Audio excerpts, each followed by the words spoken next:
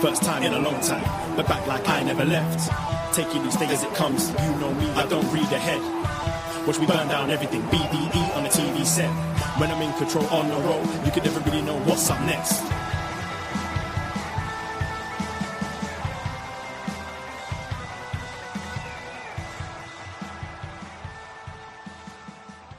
Hello. Hello, hello, hello. Braden Herrington here with Davie Portman for Up Next. You found us at postwrestling.com, whatever podcast app you choose to use, and we are live on youtube.com/postwrestling. Hello, YouTube room. How are we doing? Hello, YouTube room. Hello, everybody. The postmarks worldwide. It's 10:05 p.m. Eastern time, meaning it's a Tuesday night where the BDE are going to chat about some NXT because you know why. We are your NXT friends. And we'll always be your NXT friends. And we're here today to talk about some NXT and everything else going on in the world of wrestling. So thank you for joining us here on the post-wrestling world. Shout out to everyone, post-wrestling, G1, all the matches that I haven't watched. And then I cherry pick through different people's views and opinions on, this match from G1. I appreciate everyone, like our jacks of the world in postwrestling.com going through everything. I see everyone in the post-wrestling community watching all the wrestling, and it's good to be a part of it. But how you doing? I'm okay. Yeah, I'm not bad. Another hot day in the city.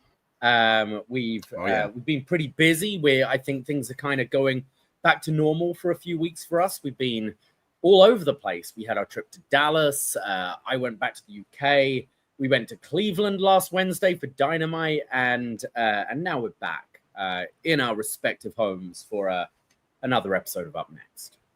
Absolutely, yeah. It literally, like, we're here to talk about NXT. That's promoting NXT, or I guess WWE Heatwave PLE that's happening in a few weeks. But it legit has been a heat wave here in Toronto. Like, wow, some of the hottest days that I've been living in the city my whole life, and like specifically yesterday, which was the Monday the 11th, felt like I was on the Toronto Island, and in that hot sun, it felt like the hottest it's ever. It was hotter here than it ever was in Texas on our trip. Yeah, a few weeks ago. Like, it is legit been the craziest. Like, you come here in the winter, okay, there's snow and it can get cold, but lately, wow, it's this. I'll take this over snow any day, though. But I was close to being a barbecue. It's so sticky, though, isn't it? Like, at least in the winter, muggy. Recording these shows, we're not like just in a puddle of our own sweat. Yeah, like I usually could be a lot more graphic about that, but yeah, it's pretty gross in these leather seats recording this show.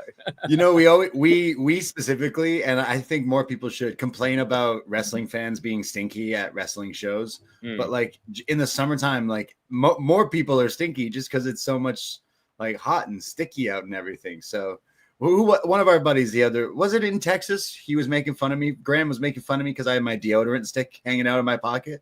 And I was don't you dare. Idea.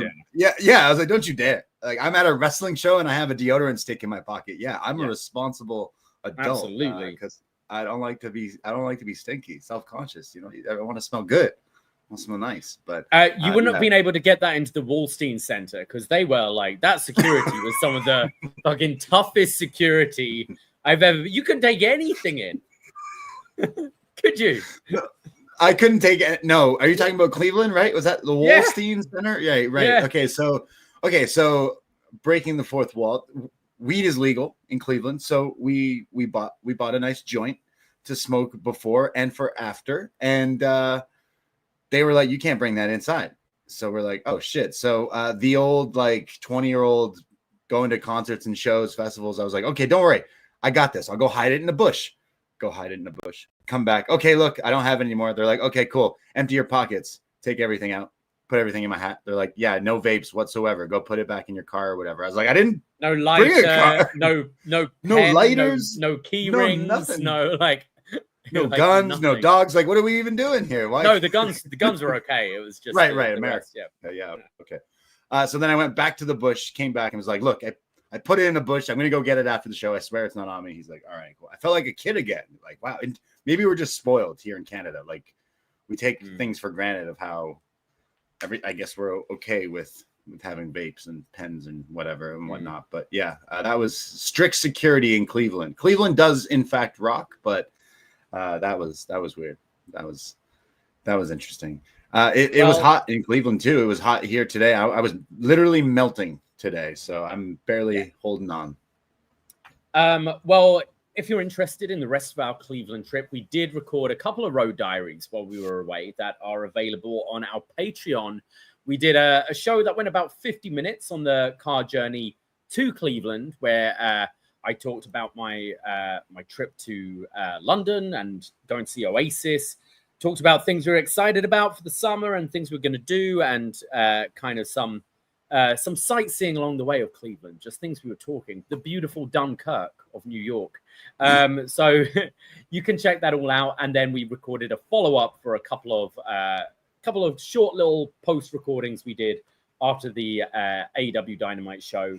That's all available on our Patreon, but also you can hear our thoughts on last week's Dynamite, as well as everything in the world of wrestling, including Brock Lesnar's return, SummerSlam, the ESPN WWE deal, the build to Clash in Paris, as well as more about AEW and the G1 over on our free Poisonrana feed. We go live every Sunday around 1/2 p.m.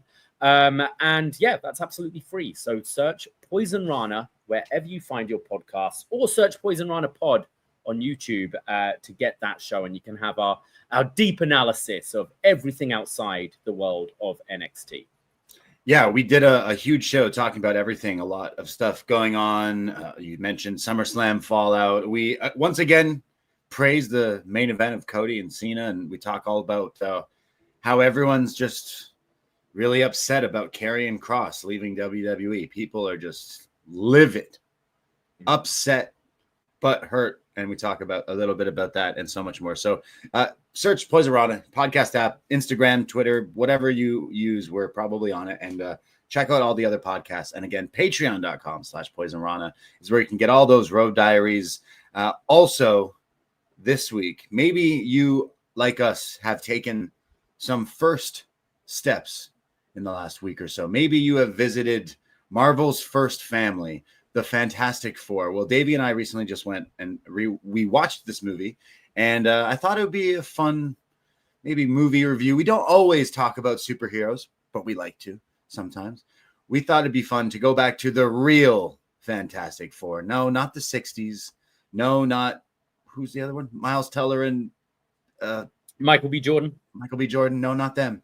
Talking about Michael Chiklis, Jessica Alba, Captain America, and that other guy who also, I still can't remember his name, but he's in this movie too. What a movie. What a year, 2005. We're going to be reviewing The Fantastic Four. What a fantastic film we're going to be talking about. I've only ever seen this film once, and this was years and years and years ago. So kind of looking forward to rewatch it. Superhero films in 2005 weren't quite what they are today, and I'm sure we'll be talking a little bit about the new film as well on that review. So yeah, we'll be releasing that later in the week on the Patreon, as well as last week we had an episode of Was Next. We have a show where we go back in time right to the beginning of NXT, and we recorded the June 5th 2014 edition of NXT, and we're going to be recording the next episode very soon, so you've got time to catch up. And these shows are all on the WWE Vault, so you can watch them for absolutely free on YouTube, and leave us our thoughts as you follow this journey of NXT with us. Absolutely. Yeah, it's been fun. We've been going through everything in NXT and covering the Arrival show, the Takeover show, and since now the stuff falling out. We're almost at one of my favorite NXT moments ever. Bo Dallas getting escorted out by security. Almost. It's up there as one of my favorite. He's touching my bum. You know the one. You know the one. I think you felt for the last 4 episodes it might be this one, and then it must be next. It's next week. It's next week. I've been doing the same thing about when is Mason Ryan released. We're like, he must be gone by now. He must be gone. Oh, and there's Mason Ryan again.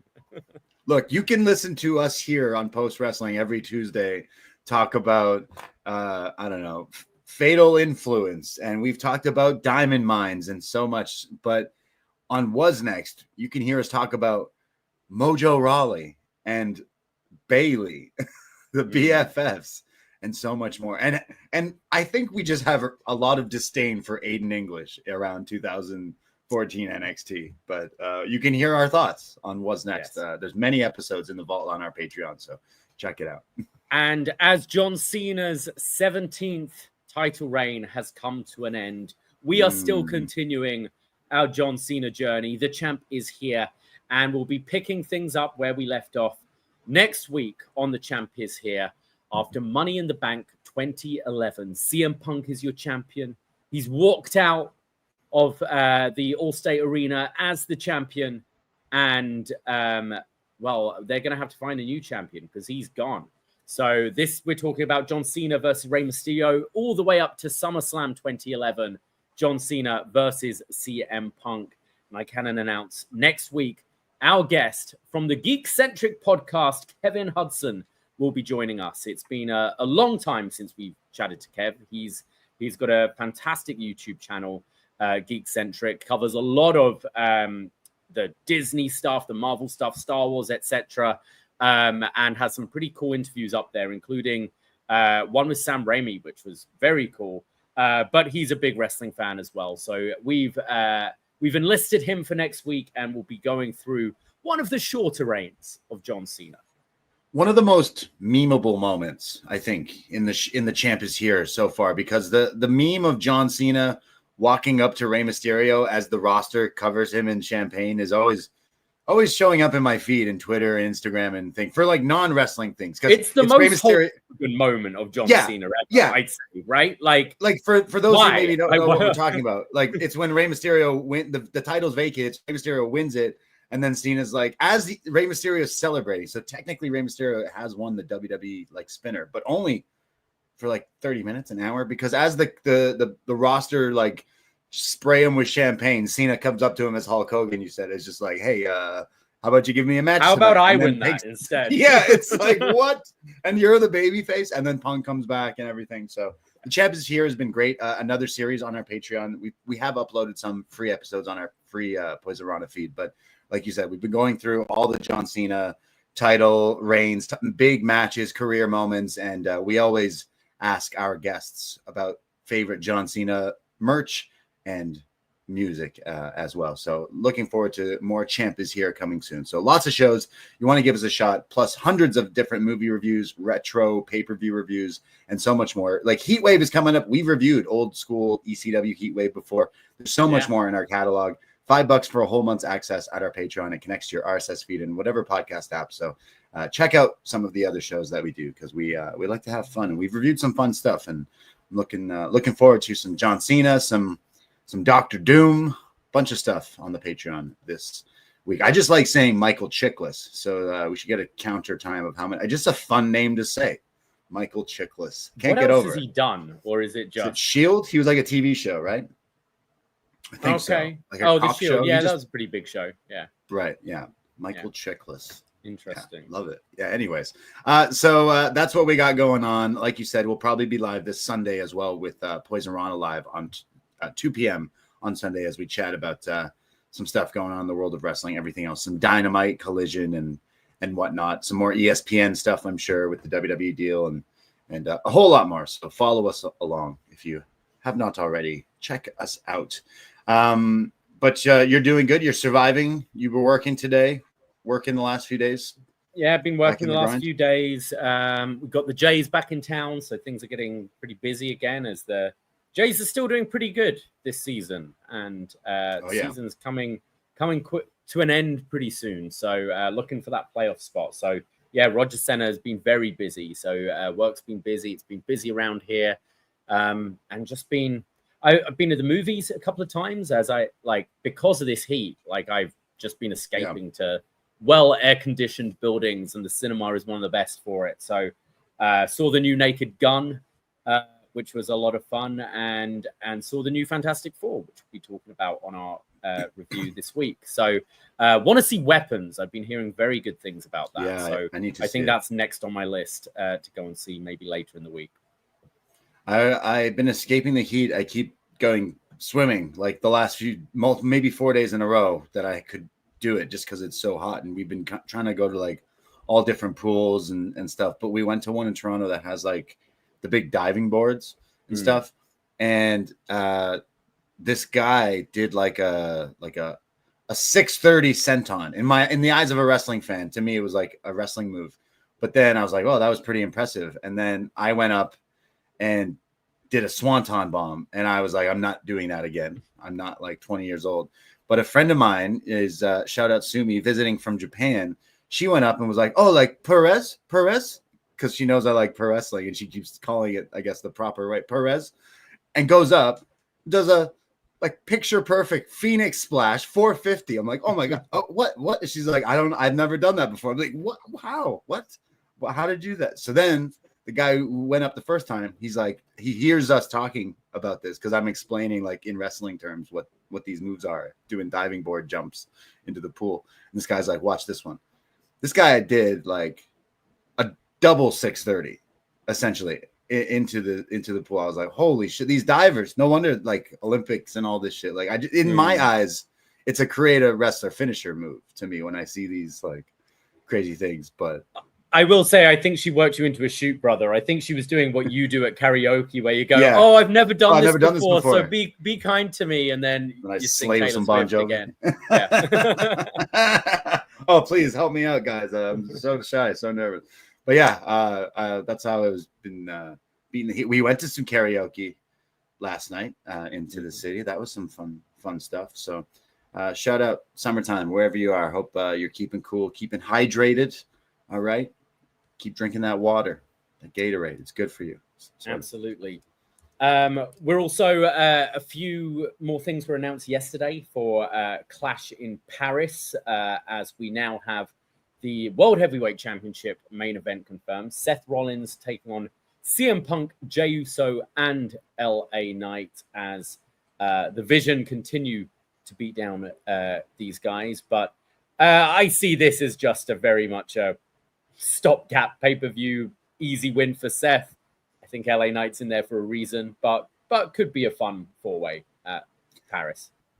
Yeah, it doesn't necessarily excite me. Definitely sounds like a bit of a Raw match, but I like that they're continuing to keep Jay somewhat in the main event level, and LA Knight continues to still be popular. So I kind of don't necessarily hate it. Like, you're right. This is I think the crowd are going to lift this as well. Like, it's big characters in this match, right? Like, as you said, Jay is over, LA Knight's over, Punk and Seth obviously as well. So, and I kind of hate to say it, but I think having Jey Uso, this might sound crazy, but hold on. Like, having Jey Uso and LA Knight in the match will make it a better match, because like Punk and Seth, they've had some matches already together in iterations, and it's not like it's not necessarily super fresh. So adding Jay and LA Knight into the mix of the match, and we've seen WWE, NXT especially too, like the multi-man matches have definitely been like structured and produced a whole lot better lately. So yeah, I do actually. It's a way of prolonging that next Seth Punk singles match a little bit, right? Yeah.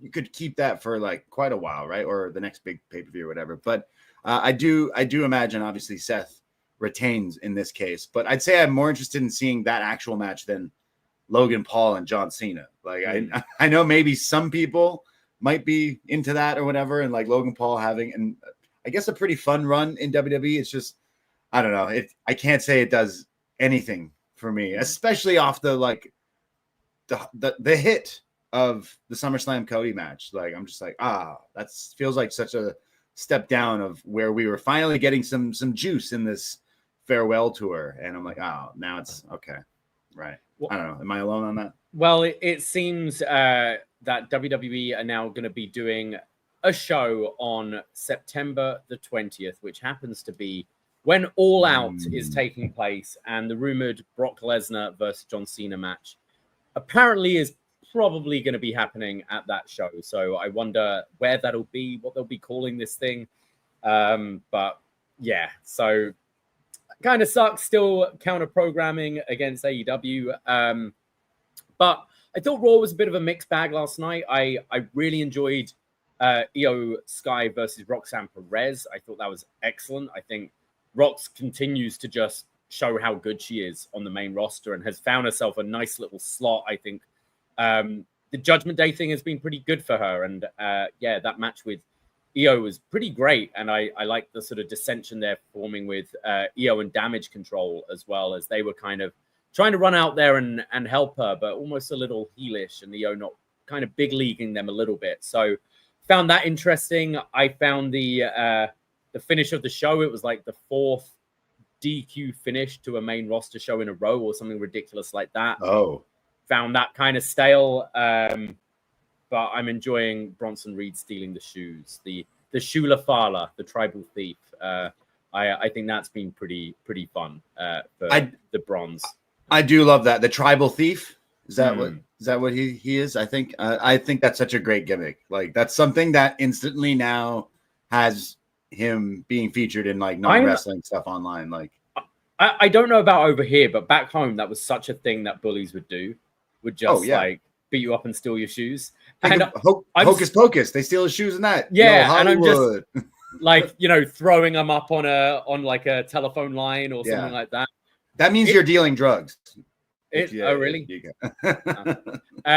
It's amazing it's taken this long for it to be a gimmick in wrestling, but I think it's really working, and it's I think what they're doing with I'm still not like completely sold on Seth. I feel like I always say that whatever kind of role he's in, just there always seems to be something missing, but I do think what they're doing with the Bronze has been pretty good, and it is elevating them to that level.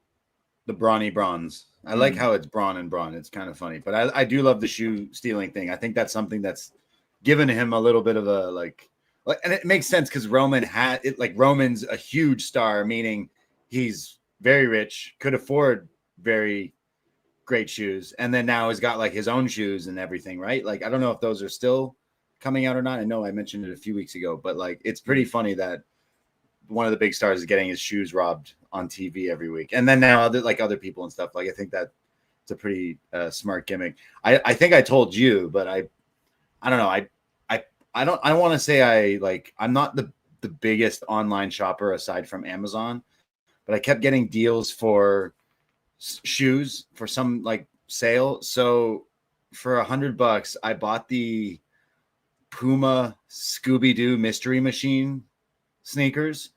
If you know, I guess, or just Google these things if you're listening to me talk about it. They're the loudest shoe ever. And like, it's hard for me in size 13s to sometimes find shoes, not like because like they don't necessarily always have these sizes. So I ordered shoes online in a rare moment of my life. I know this doesn't sound exciting, but then I get these shoes and they're so ridiculous that like, I don't know I don't have anything that matches. Have you worn them out yet? No, I almost, just to pop like the boys, I almost wore them to Cleveland with you. But then I'm like, what am I going to, like, they're so loud. So I think you just need to wear all white, like all white. That's what, and yes. Shoes. I have asked B Detroit, and he, our shoe aficionado here at upNXT, Poisonrana, host of What Up Though. He's the sneaker king in our crew. And he's like, you just got to wear one, either black, all white, and those shoes. So that's, I guess, the move now. So the Mystery Machine size 13 is going to be kicking around, solving some mysteries soon. I'll take some photos when I finally rock them, but I already know you're going to make fun of me. So, but they're great. No one's stealing them from me, by the way. No one's stealing. No stealing, please. I'm going to tsunami you and steal them and then throw them in. Yeah. Well, tsunami in the pool. Wrestling moves in the pool. Yeah.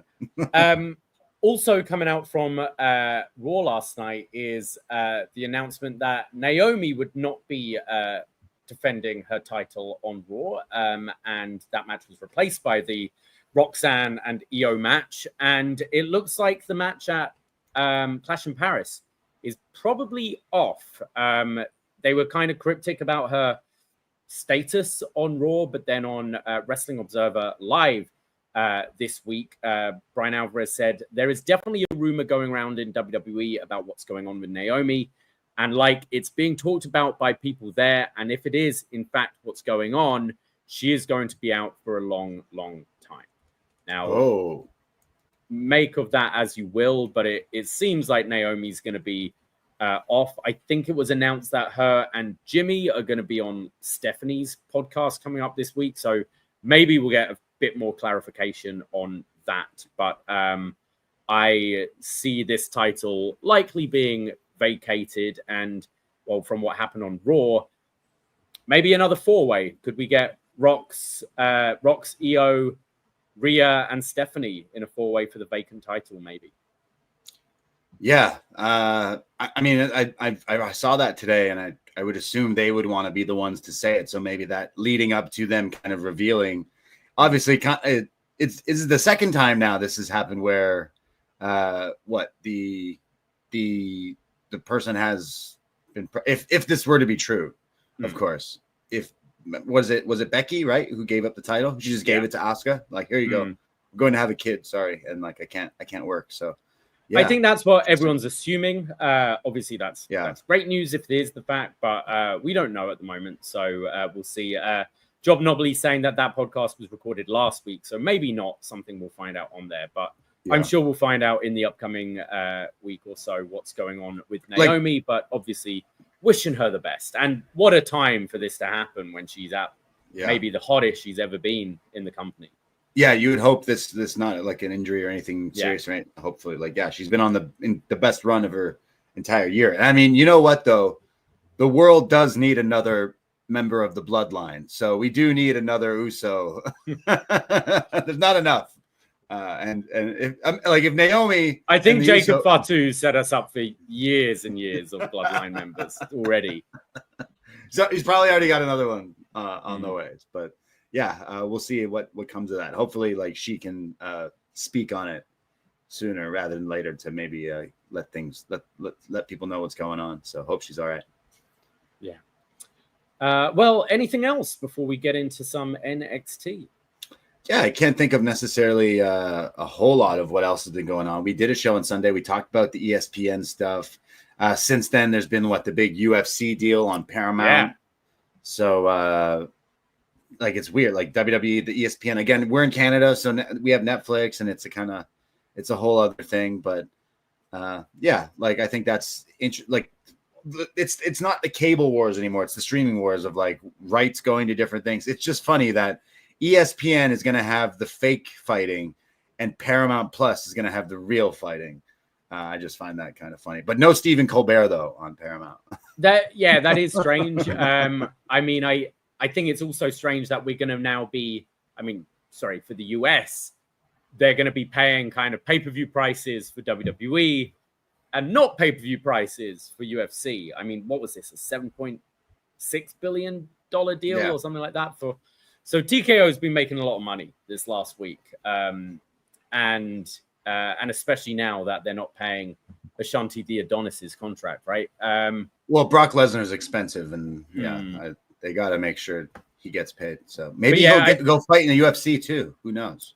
I think you're going to see a lot of WWE fans in the States getting some VPN subscriptions. And I think you're going to see a lot of UFC fans in the rest of the world maybe picking up some Paramount and VPN subscriptions as well. You think UFC fans are smart enough to use VPN? Sorry if I'm offending any UFC fans. It was a joke, sort of. Kind of, as a Canadian, sometimes when we travel, I hear this a lot. Oh, I wish I was Canadian. Oh, I wish I should move to Canada. Now you're going to hear people being like, oh, I wish I was in Canada so I can watch WWE just on Netflix kind of thing now. But no, we're just joshing. We love you. We love you, America. And your stupid guns. Still love you. Okay. Still love you. That's cool. Things changing and everything. I haven't caught up on the second South Park episode, but Paramount, maybe they're making they didn't need Colbert. They're going to do their own thing. Paramount's one of the ones that I've taken the trial a couple of times. That's why I haven't go watch. I haven't taken the full plunge, but there's some stuff on it. And when I find out it's Paramount, I'm like, fuck, it's the one streaming platform I don't have. But South Park to me is definitely the big draw for Paramount. Yeah. And I don't even like UFC, but the fact you're getting the pay-per-views on it, I guess that's pretty big. Yeah. Yeah. We have Crave, that's our HBO Max kind of thing. So things are different. It would be cool if you got AEW on Crave. That would be like super game changer, or even Prime if the deal were to be happening through that or something, because that would be fantastic. But like, you know, the older our grandparents or our parents, you know, phase out over the years, sorry to put it bluntly, but like cable will almost cease to exist. Like it's going to be streaming battles and rights to just streaming, and like WWE not even being on TV in Canada, it's only on Netflix. Yeah, like, that's pretty wild. But anyways, you can always watch wrestling in many other ways. Wink, wink. Hint, hint. And also, thank you, Zach, in the chat, who wishes us all a happy National Julienne Fries Day. And what? Yes, it is, in fact, Julienne Fries Day. I double checked. So thank you. I hope you're all enjoying your fries, your skinny fries out there. Julienne fries? Is that a specific type? Yeah, the really like stringy fries, like the really thin ones. Like McDonald's, kind of. Thinner. Like steak frites. Cook the buff. Yeah, like very nice thin like shoestring fries kind of thing. Well, you know, Zach in the chat, August 12th is also International Youth Day. Oh. Yeah. Did you know that? We are the youth of the nation. So happy Youth Day, everybody. Stay youthful. What a perfect way to segue into the youth of WWE, which is NXT Live. Yeah, August 14th. The youth. We got Nia Jax starting the show. Yeah. We got some old people on the show, but no, there's some NXT is youthful. Absolutely. Stay young, everybody. NXT August 12th from the Performance Center in Orlando, Florida. And we are starting things off with Hank and Tank arriving. And Ava meets them and says, look, you're going to get your match with DarkState at Heatwave. But remember, I don't want you to interfere in their match tonight.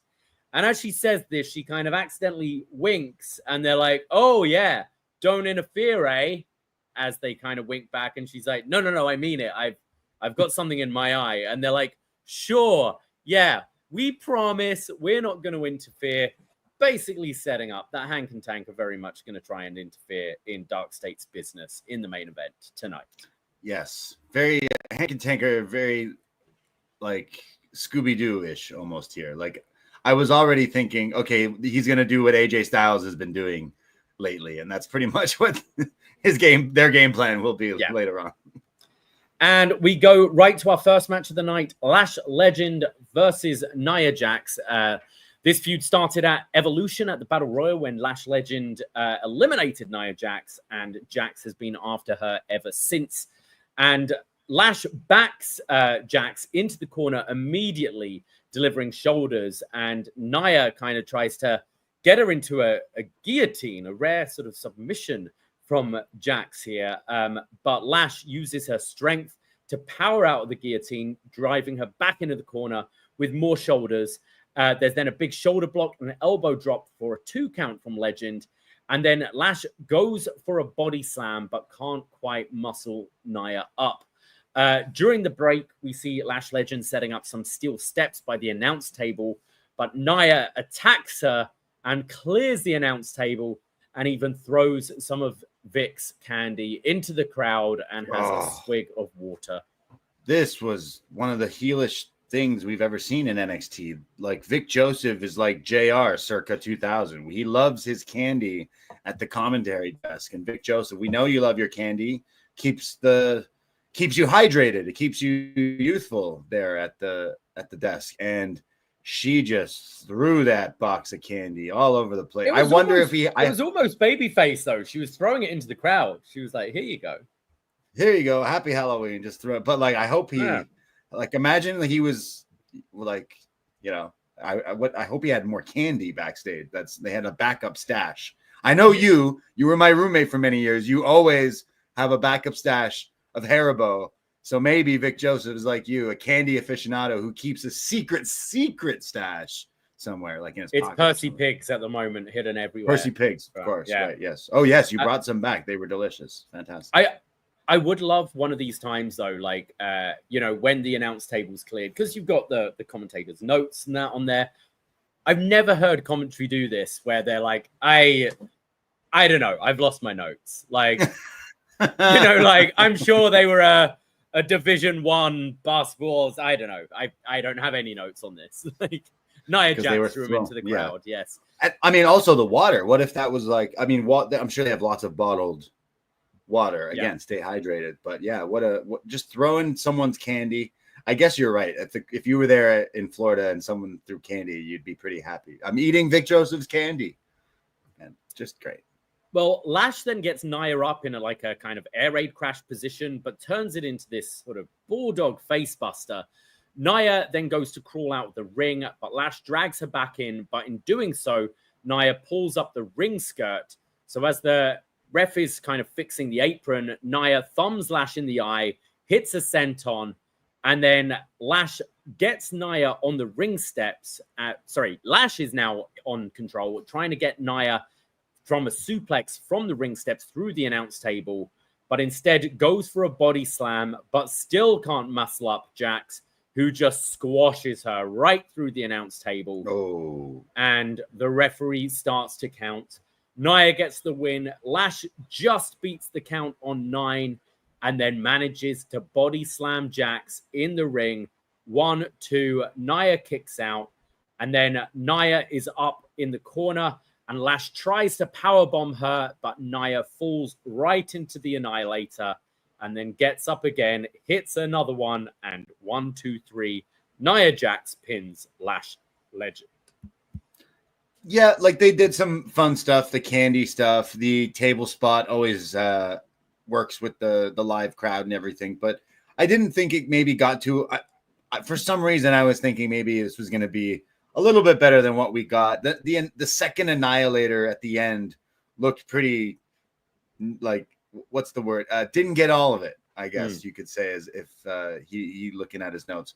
I thought I for some reason was like, oh, this should at least have some like more impressive stuff. And they kind of just did the classic, oh, she can't even like lift her and fall over. And it didn't hit for me at all, really. So I thought it was a bit like I don't know what JR would call bowling shoe ugly, where it was an ugly match, but there was some like fun to it. I thought, like, you're not expecting a masterpiece, but from these two, but I thought they crafted the match quite well. Like, I like the announce table spot, not just a classic reversal of a suplex, just like squash right through it. The crowd were into it. I thought they gave Lash quite a lot in it. They gave her quite a lot of power moves.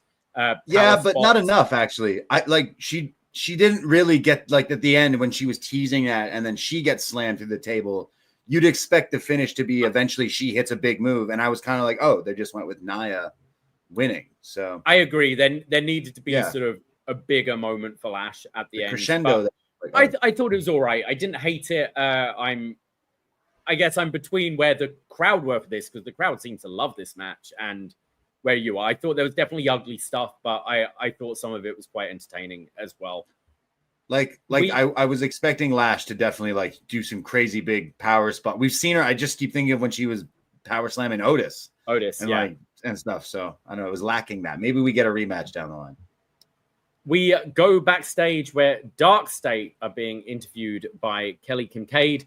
And Dion Lennox says that the reason they got together was take opportunity, not wait for it. Osiris Griffin says that Trick, Oba, Javon, and Moose are going to get beaten down because we have changed the main event scene. And then Cutler James says, it's time people realize that DarkState dominate NXT. We're going to smash their teeth in, going to start taking turns on their ass. And we're going to beat them up again and again and again until we finish on top.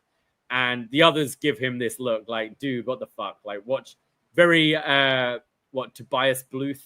I just blew myself. Exactly. Yeah.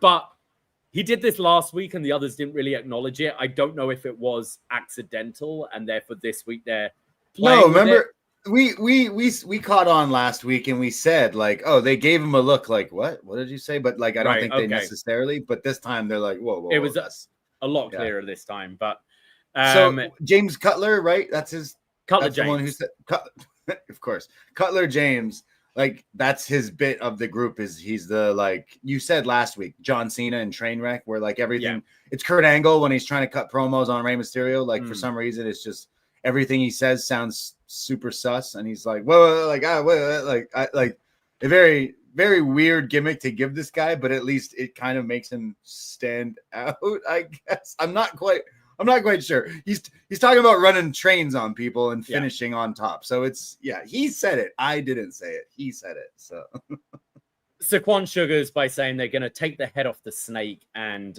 take NXT title gold as well.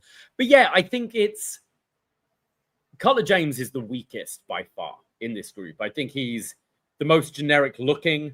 I think in ring, he's probably the most generic, and his promos are very weak. Whereas the other three, I think, sound pretty good when they've been in these segments. Like I think Lennox and Saquon Sugars especially sound pretty good, whereas Cutler James very much stands out as being bland. So I get like maybe giving him this thing where he's trying to sound like a tough guy, but is unintentionally saying he's like Biff from Back to the Future. Like all the you're time. trying to be it's like you're a bully. It's a good direction, but I don't know if right now is the time to do it when you're still trying to establish these guys as a threat. I assume they do take the titles off of Hank and Tank, and these still don't feel like the dominant force they're trying to make them be, and turning one of them comedy already. I don't know if it's too early for that. Or maybe it is just a better idea. Like, let's give these guys a bit more personality. Let's get the gold on them. And then maybe move away from the mystery attacks and all that and try and figure out what this group's identity actually is. They definitely need to figure it out. And I think they've been just going like as they go, they've been doing that. Like you say that they shouldn't be a comedy act. I tuned into TNA and they lost to the Major Bros. They're a comedy act. I like tonight that they had to make sure clearly that they are undefeated on NXT. Undefeated on NXT. It's like, wait, where else have they been that they've been beaten? Oh, yeah? Who beat them? I think they definitely need to figure out what they are. And it's like, are you the Shield? Are you trying to just do the whole takeover thing? But I need a bit more substance from these guys. It's too copy pasta. It's like it's so lazy, and like I think all of them have enough of something to give us something just a little bit more creative behind it. Well, that's where I do think I could like with I think I could like this. Sorry, yeah, with segments like this, I'm getting like the Dark Order pivot. When they just went, oh, these guys are going to be more fun just being comedy, and I don't think they all should, but definitely with Cutler having him a bit of the goof of the group. You already have we have Hank and Tank though, who are like real goofballs, and they're the champions. So I prefer. But as you said, more like Biff, like just the dumb jock, right? Like trying to sound menacing, but it's definitely what they're going for. But like again, you said last week, it's very Triple H. I want Jericho's ass. It's like, oh wait, what did you just? It's like wait, calm that down, you meathead. Essentially talking. Yeah, here he is talking about finishing on top and taking turns and. DarkState, Dark Train here on NXT. Wow, what a promo. We see Chelsea Green with the secret Hervis, and they're trying to suss out who Tavion Heights has picked to be the opponent tonight. So they're going through everyone. They've got everyone's sort of files, and they speak to Callie Armstrong, then got Carmen Petrovic, and it's like, we've got a black belt here, but she's Canadian, so she must be safe.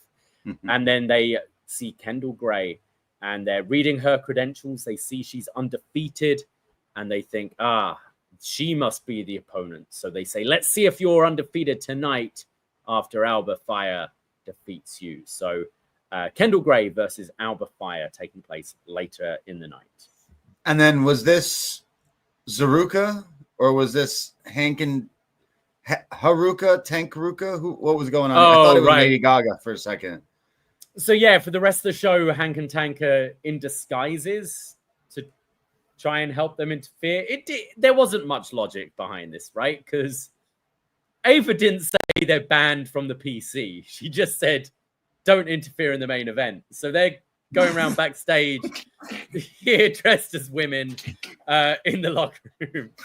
Okay, look. We'll see them dressed up later. Like, guys, you're you're allowed to be here. This is your workplace. You literally work here. This is where you train every day. Like, you're allowed. I just didn't get, like, okay, we like Hank and Tank. We've been Hank and Tank positive. They're the champions. We've been Hank and Tank positive, but this was, and I you know, hey, I love me some Mrs. Doubtfire, some Tootsie, but this was dumb. They didn't need to do this. Like you said, they didn't even get banned from the building. If at the beginning of the show, Ava just said, no interfering tonight.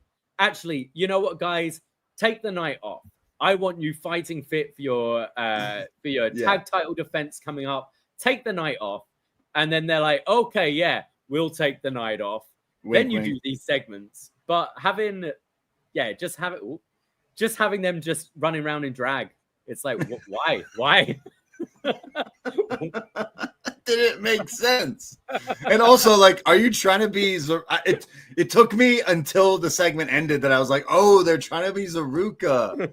Oh, I was like, Lady Gaga? I don't understand I didn't realize it was Zaruka until just now when you said they're wearing their shirt now that I see it now. Like, so maybe what's Hank doing with his he looks like JD Vance in a wig in this. Oh my yeah, JD Vance dressed as Lady Gaga for Halloween. What that looks like. Again, Hank and Tank, we do love your comedy. We do love your wrestling and stuff lately, especially. But he's got a bit of a Hornswoggle vibe going on here as well. Like, I don't want to take it away. I don't want to see this anymore. Giving me nightmares.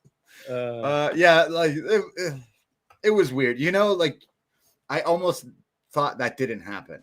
I just continued on, like, oh yeah, I choose to watch this show. So, anyways, on top. Sorry, but now on top of that, you got someone calling people Slagins, someone saying she's a golden beaver. Like, this segment was like, who was writing some of this stuff today? Honestly, this borderline just terrible. We go to our next match. Joe Hendry taking on Charlie Dempsey, and we kick things off, and Dempsey keeps going for like his wrist locks and trying to out wrestle Hendry, but each time Hendry's either able to outpower him with power slams or even kind of out technical wrestles him with reversals of the wrist locks, kip up, and flips out of it. There's then a guillotine from Dempsey, which Hendry powers out with a vertical suplex. Hendry then fires up, hits the fallaway slam with the kip up, poses, and then hits the standing ovation for the win in a bit of a nothing match here, to be honest. I was pretty disappointed with this. Yeah, I was totally disappointed with this. Like, Joe Hendry, whether he's still like trying to ride the wave of like the popularity he's had, especially in the last year, whereas Charlie's had this whole no quarter catch crew. He's been on a bit of a losing streak. And then you tease this match, like, comedy guy who can do some wrestling versus the technical wrestler, both with, like, you know, Joe, obviously Scotland, but Dempsey being Regal Jr., I know, obviously living in America, but I was expecting, I don't know, just something. And I got some, like, a little bit of technical wrestling, and then it just felt like they wrestled for only a few minutes here, and then it was just the finish, and it was over. So I was a bit let down from this. Like, what's going on with Charlie? Like, why? Yeah. Like, this, like what happened? This felt like such a house show match. Just like, Joe, get out there and just do the things to make this crowd happy. So he just does his hits. But Charlie Dempsey, like, what's going on? He's becoming a comedy jobber, which is just so unfortunate. Like, I think NQCC and Ren and stuff really brought out some personality from him, but he's still a killer in the ring and should be used to that. And just jobbing out in like 3 minutes here and really getting nothing in. I don't know what they're gonna. What's the plan for Dempsey? Because I'd love them to take him a bit more seriously, but I really didn't like this. I was really disappointed. And I think, like, we could do some sort of needs to find himself gimmick, maybe eventually pair him with his dad. I know maybe he's a little busy with main roster stuff and backstage and all that, but I don't know. Like, Regal's busy making sure Abyss is okay. Park is okay. Shout out William Regal. We love that daisy, that flower, William Regal. I don't, like, we know Charlie's good. The maybe the weakness in his game is maybe the character and like what really is. He's the guy who likes technical wrestling and doesn't want his friends to leave him, is essentially, and then they do. So like maybe he needs to get Ren to leave and be fully alone, and then I don't know, go for the North American title or something. I don't know. Like he needs to definitely maybe the promo game and something like a bit like Jungle Boy, where it's like, hey, like your wrestling is actually really good. You got great hair, sometimes questionable facial hair, but great hair, some really good wrestling, but maybe the character and like getting yourself out there and like character wise, there's something maybe that's just missing. But like, again, he's super young, but we're getting further and further away from my dream of William Regal's son retiring the American Dragon. It's going to happen, but we're really far from that right now.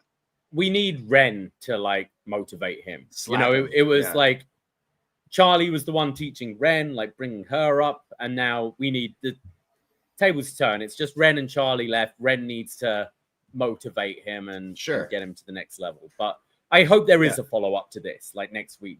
Like Dempsey being like, "What the fuck's happening? Like I keep losing. I've lost my people." And right. Yeah, I don't want them to like. I'm not giving up on him. I'm just like, man, what is the fix here to get this guy maybe to like the next level? Because I do,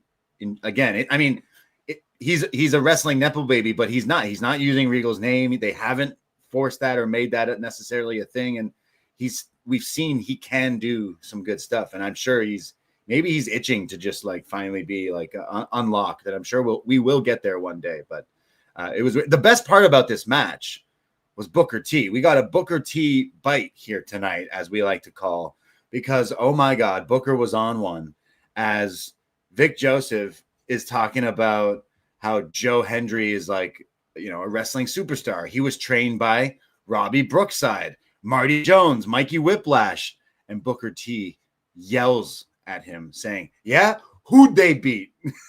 Who did they beat?" And I was like, God damn, Booker. You're right. Shout out Robbie Brookside though. And Mikey shit on Robbie Brookside. Yeah, like I can't stand. I'm pretty sure I saw Robbie Brookside beat someone at Crystal Palace for FWA back in. We love Robbie. I'm not familiar with Marty Jones unless maybe I look back. Maybe we have talked about, but I can't recall that name. But he's another British wrestler. Yeah. Sorry, no Robbie Brookside slander, but I thought that was pretty funny from Booker T on commentary. We go backstage to the women's locker room where we see Lola Vice and Kelani Jordan training. And Lola just keeps saying, "I need to win this match tonight." She says, I feel like I've got momentum right now. I'm going to Triple Mania. And then I'm on my way to be the next NXT Women's Champion. And Kelani says, yes, this match means a lot to me. I've been this close to an NXT Women's title match. And then Jada Parker comes in and she says, yeah, you may want it, but I got next. And you're goofy for thinking otherwise. Yeah. That were goofy. Yeah, I do like that. I like that these two, they're kind of the ones that maybe got left behind in the latest stuff with JC getting the title and stuff, because Lola in the last year, maybe she's cooled down in the last few months, but she was definitely like improving and getting up there. Like, I think you could put Lola on the main roster at this point. Maybe more wrestling and doing the AAA stuff is definitely going to help and get her reps in and stuff, but she's definitely getting up there in popularity and stuff. And Kelani, we've said the same thing for maybe over a year of like, hey, when's the character change going to happen? When is her Roxanne Perez moment where you turn heel and then you again unlock something that we haven't seen quite yet? So I still think we will have to get there for Kelani Jordan. But as for Lola, I don't know if I see either of these two getting the title necessarily in the near future, but down the line, I could see these two being champions. I see Kelani being NXT champion. I think a North American title run would be nice for Lola. Give her something to actually defend. I think that would be good. But I do see Kelani being like the face of this division at some point. Like once Jordan Grace moves up, I think this is Kalani's division, in my opinion. Sure. Yeah. We then go to Josh Briggs, who is in the ring, and he's getting heavily booed. And he says, your boos mean nothing, because I see what you guys cheer. I quite like that line. Yeah. He says, when someone shows you who they really are, believe them. And the boos are getting louder. He says, Inamura says he was my friend, but he was selfish. There are then turn his mic off chants. And he says, they ain't turning my mic off. It's going to be on all night. He says, Inamura acted like coming back to NXT was for me, but all along it was a big plan to become NXT champion. And he doesn't care about friendship. He says, I tried my best to be the best friend I could be, but he didn't care. I tried to make him champion, and he failed because he follows this stupid code of honor. Well, there is no honor in NXT. I am not a man of honor. I'm a man of mayhem. And because of Inamura, I should be champ, and I am not. And the only way you survive in NXT is by fighting dirty. So how about next week in Philadelphia? Let's put that honor on the line in a Philadelphia street fight. Inamura then comes out wearing a very nice shirt, slacks, and shoes. He's not wearing the vest anymore, so he looks a lot better. He says, you are my friend, but now you are just, how do you say in English? A jackass. And there's, you're a jackass chance. He says, I fight my way with honor, and in a street fight, the honor will be in beating you. He punches Briggs, sends him to the outside. Security are running out, and Inamura goes to the top. Briggs goes after him. He's fighting off security, and then Inamura delivers a big chop to Briggs, sending him falling onto the security. And then in his dress shoes, Inamura jumps off the top with a crossbody, taking everyone out. Yeah, I'm excited for this match next week. You know, Briggs kind of spitting some facts. He's almost the bad guy in your super villain in your movie that is like kind of saying some truth. Being right. He's like, yo, Inamura, like, hey, you said you came back to be my friend, but right away you're like, yeah, I want the NXT title. Yeah. He's like, fuck you. So why should I be your friend? And then you want to fight in honor? You would have been NXT champion if you just did what I did, helped you do with the chair and everything, but you didn't want to do that. And look, you're not champion. So I get that. You know, Briggs, he could have easily been rattled at the beginning. This crowd, we've said here at the PC, is very small. It takes 3 people to start booing to be pretty loud. When you have, I don't know how many people fit in there, not even probably 100 people in this little warehouse. It's really quickly to just be really loud. We see one guy usually every week booing. It takes over this whole show sometimes. So to have this really loud boo, some people don't know what to do. We've seen in the past wrestlers kind of don't know whether to wait it out. And then it's like, no, do your promo. You probably have a ref yelling at them like, yo, start talking. So he did it.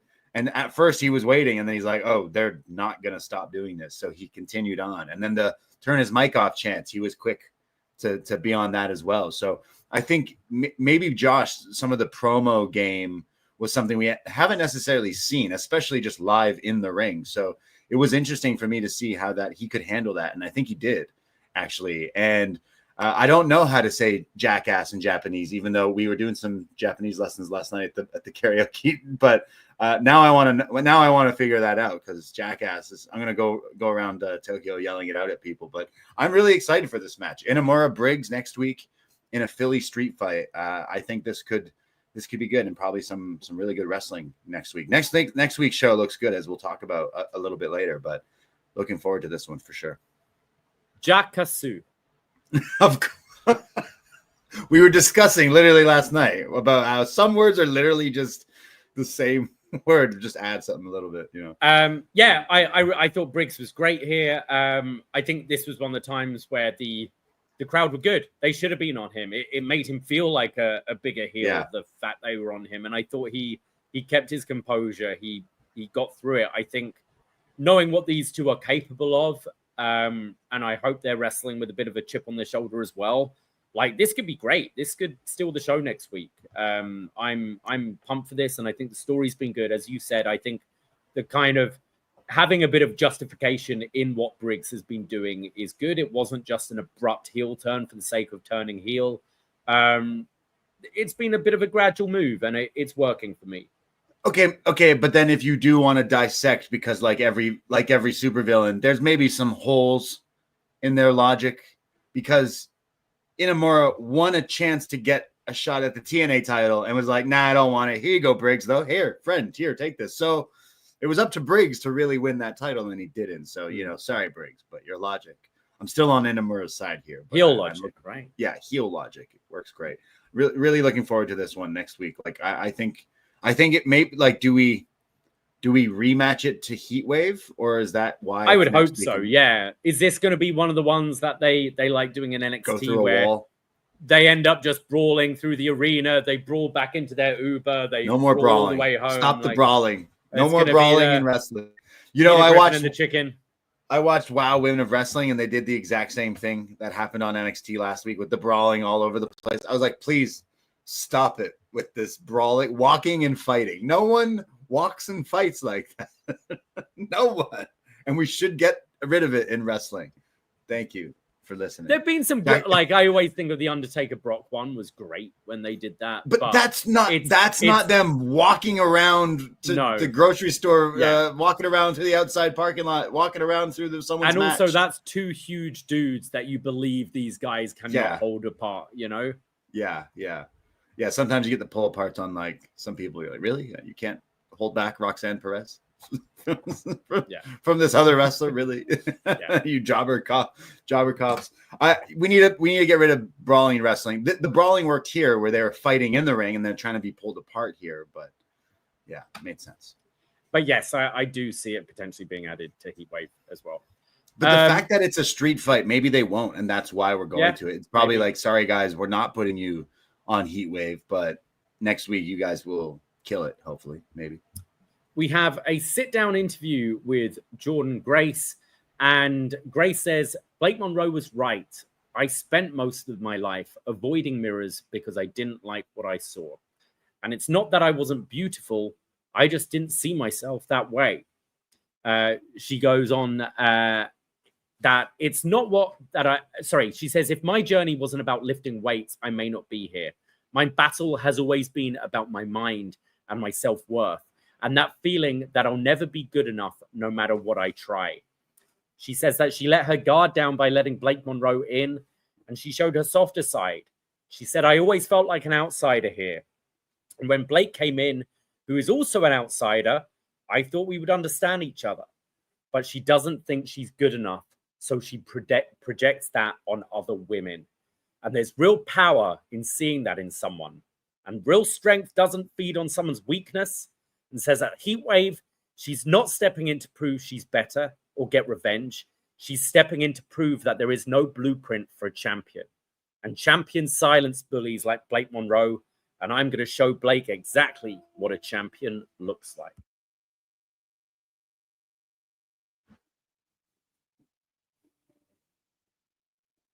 You just muted me for some reason. Oh, really? I don't know how I did that. I think that promo from Blake a few weeks ago, that was a bad move. I think it was really just a bad writing and like calling someone fat. And it was just like, okay, all right, weird. Considering now Jordan, like it was just wrong in general. And now they're like not retconning, but they're doing super babyface Jordan here, being like, yo, she's just a bully. She's insecure. She's just one of those hot mean girls kind of thing. And I get it. Like how we're getting to this match might not be necessarily for me, but when we do get it, I'm expecting some good things from Blake versus Jordan at Heatwave. So I'm not necessarily loving this thing. Also, it had to remind me with the clips of them going to the salon and everything. And I was like, good Lord, like I hope the match delivers, because the few weeks of this build has just been not great since Blake coming into NXT for me. So this was kind of just so cliche babyface, like, oh, like she's a bully and I hate bullies and this and that. But I get it. And it's just sending a good message like, hey, she's bullying and be yourself and all that. But yeah, I don't know. Yeah, like I haven't particularly liked this. I found Blake Monroe very two-dimensional since she's come in.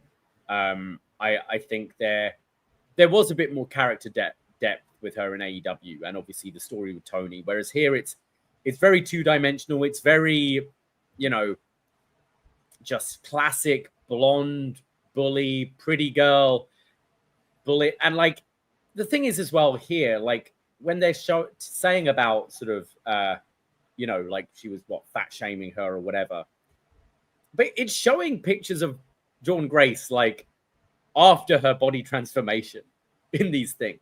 Like it's just showing pictures of Jordynne Grace looking like jacked and like a wrestling figure, you know, like it's not really tying together with like the person Jordynne Grace used to be either. I think this was a decent enough job in trying to like turn this around, but I don't know.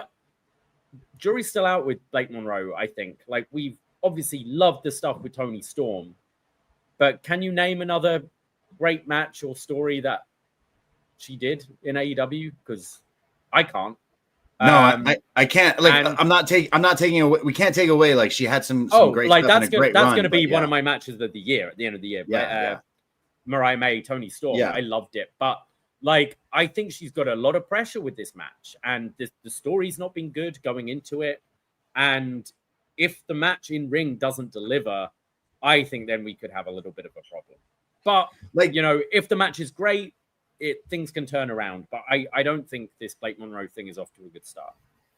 It's totally the same thing like Ricky Starks, right? You brought him in a weird way that was like a shocker before PLE to gain some interest and be like, oh, look, we won't even say his name because he doesn't have a name yet, but look who it is. It's like, wait, are we supposed to know who that is? Or you're just, you expect that I should know who that is? Then they did the exact same playbook with Blake. She debuted at the end of an episode that was leading into a show that was like, oh, wait, she showed up. She didn't even have a name yet. So it's like they sign these people, are so quick to push them on TV for that moment, that like buzz of online, like, look, this person's here. And then we're not quite sure what to do with it. So I think Ricky, I think Blake will both eventually land on their feet and will totally be fine and possibly big stars in not just NXT, but WWE. But so far, the way both of these former AEW talents have been brought into NXT, it's been a bit of a rocky start for both of them. Like Ricky, okay, he's been feuding with Ethan. There was a few good matches there, but besides that, it kind of fallen a little cold. And now the Blake stuff already quick to like a pretty rocky road. So again, I think the eventual will be fine, but at the beginning so far, it's like, oh, this isn't really what I'm expecting. So I am expecting a good match from Jordynne and Blake at Heat Wave. I think they both need it. I think Jordynne's been like stepped over here. Like she signs at any moment. She should be like NXT Women's Champion and the star of this like division. And instead, she kind of got like skipped over because at the same time you had your Julias and your Stephanie Vicares, and then now they gave the title to JC Jane, and it was kind of like, oh, what about Jordynne? She's just still here. She doesn't even need to be in NXT, really. I worry a bit less than for her, though, because she always delivers. You know, like in the ring, she's great. And I think it's just a matter of, you know, telling the story they want to tell with JC right now, finding it as a way to introduce Monroe.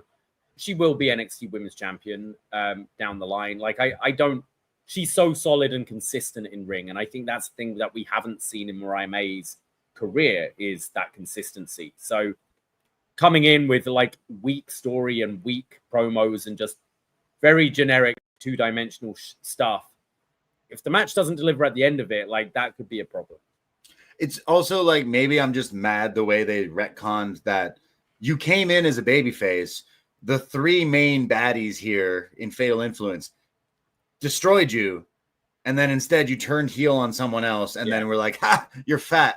It's like, what why does it? That doesn't make any sense. Yeah. In any other show you watch, that would not. People would be like, how does that make any sense? And it doesn't make sense. I mean, most other shows would like storyboard for a good 12 weeks worth of stories, right? Rather than, I mean, if WrestleMania gets 30 minutes, what is NXT? Exactly. I like watch WWE Unreal. I find that so funny. It's almost like they're saying it like they're proud that, oh, we were able to write this in 30 minutes. Like, we can tell. It shows, like, we can fucking tell. It's like when a musician, like a singer, is like, "Oh yeah, I wrote that song in 5 minutes." Yeah, It sounds like it, actually. It sounds like you wrote that in 5 minutes. It's like, is that why you repeated the verse and chorus again, Brandon Flowers? Like, we of all the people, come on, of all the that is legit what happened. He showed up to like a recording session or whatever, and he was like, I forgot to write the second verse, so how about we just sing it again? Coming out of my cage and do it again. Do it again. I like Lady Gaga always repeats. For me, it's Lady Gaga always repeats the same words to get them stuck in your head, like poker face, just dance, rah rah rah, all that stuff. But still good. But to see WWE, like, yeah, we made the WrestleMania main event finish in 30 minutes. It's like, really, like 30 minutes, really?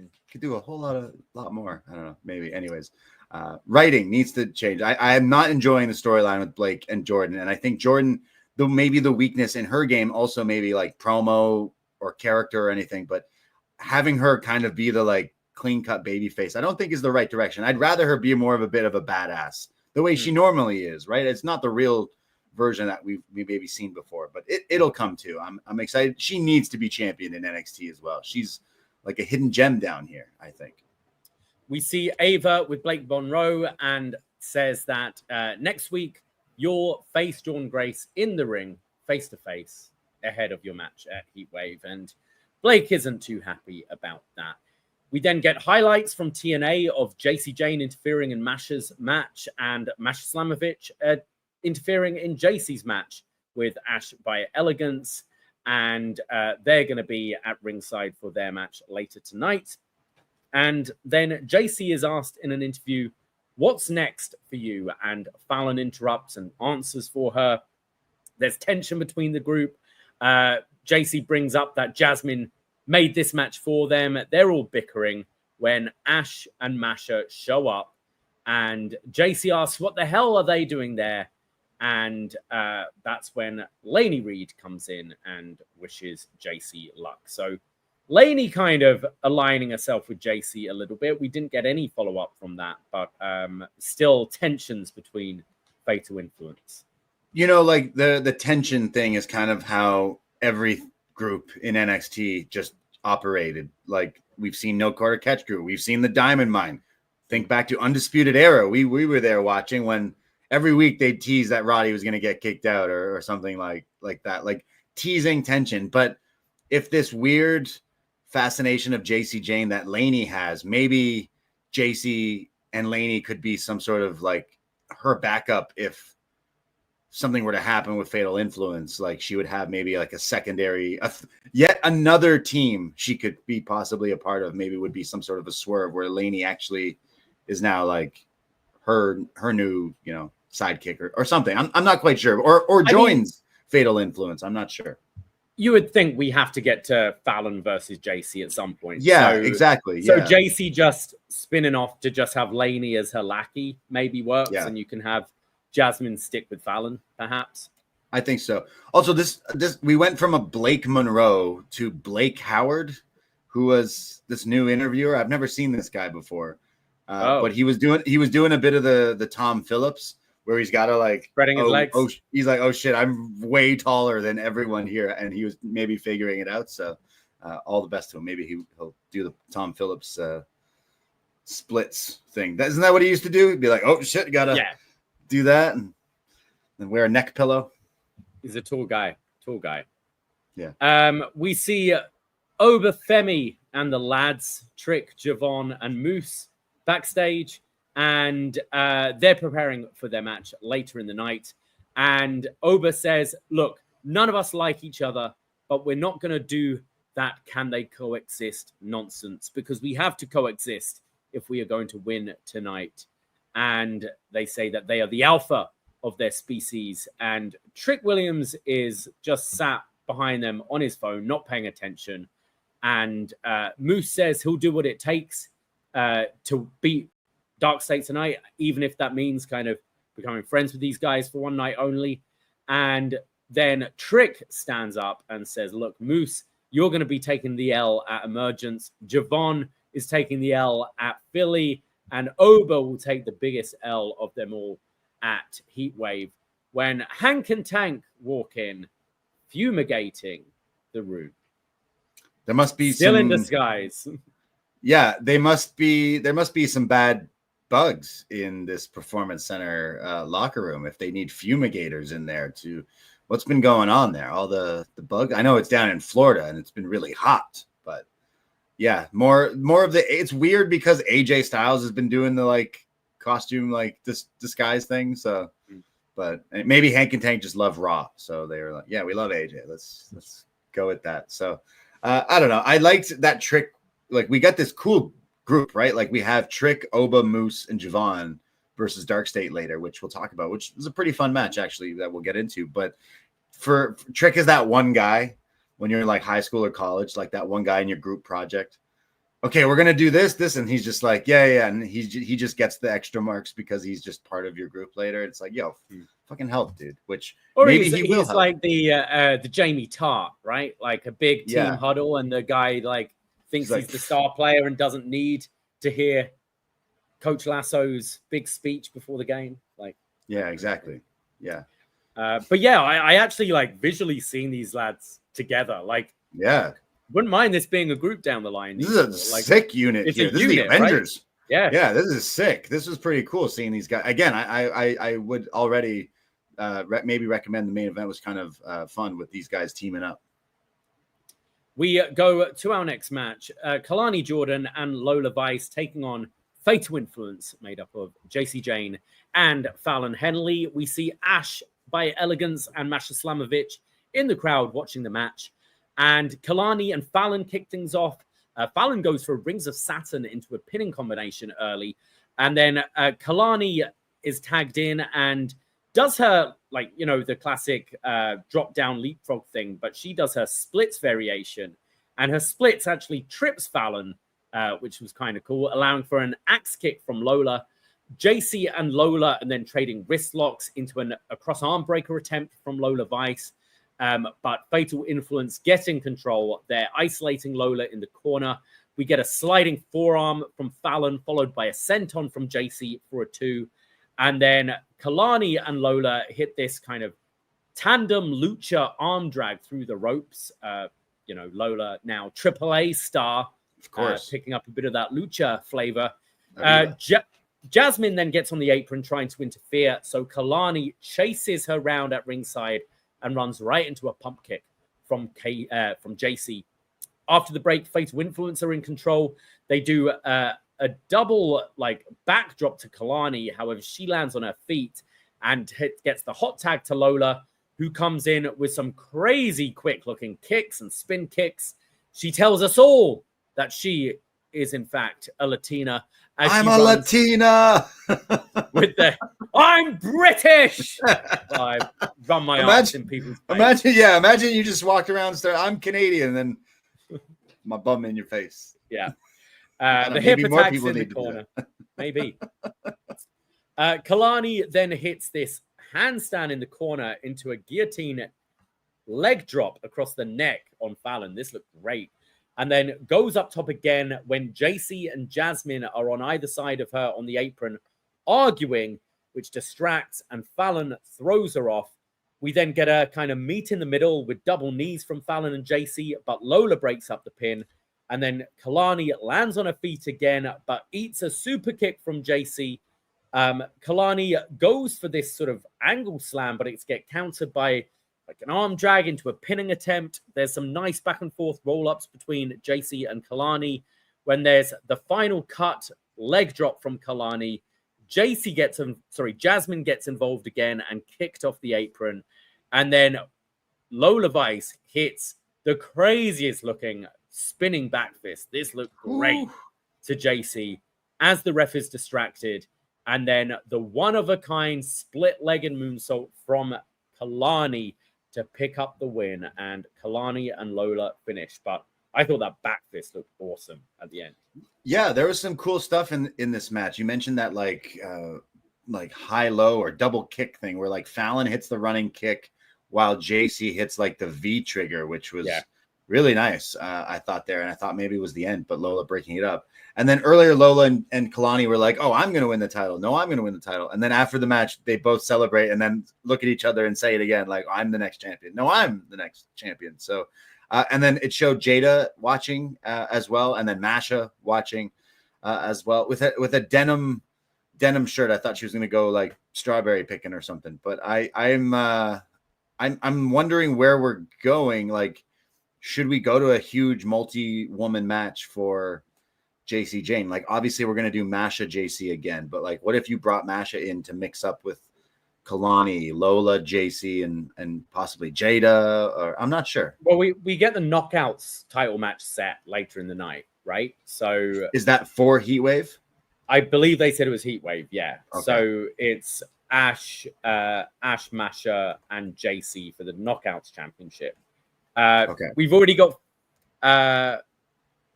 Okay. I didn't.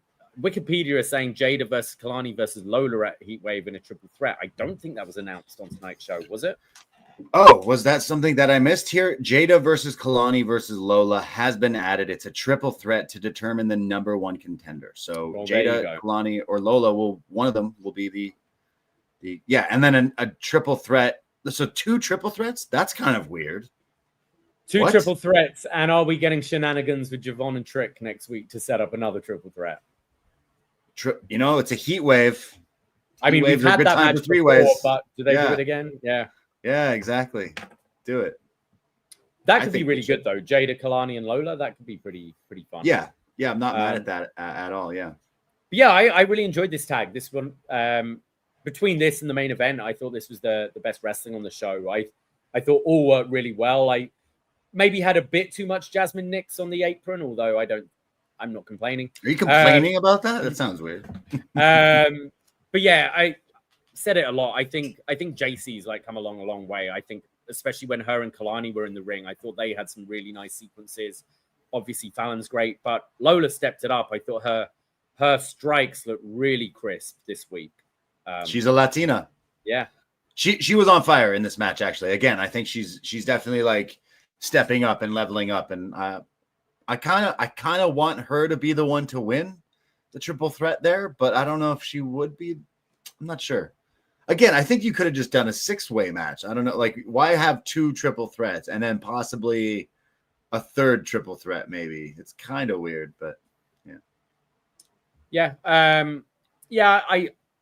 I kind of don't want. I think we've seen Jada enough times in the main event mix. I'd like to see it either be Lola or Kelani. Like, we've seen Lola versus Roxy, right? She went for the belt once here in Toronto. That was a Heatwave, yeah. Yeah, and like that was good, but I'm not sure if they'd go that direction again, which wouldn't be a bad idea. I don't know. Like, that could be all right.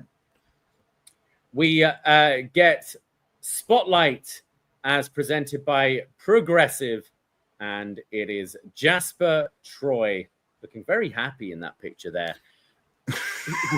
His render weirds me out. I know that's such a like stupid wrestling nitpicking, but it's not the picture you have up, but like his render, just like he's supposed to be this menacing guy, and he just does.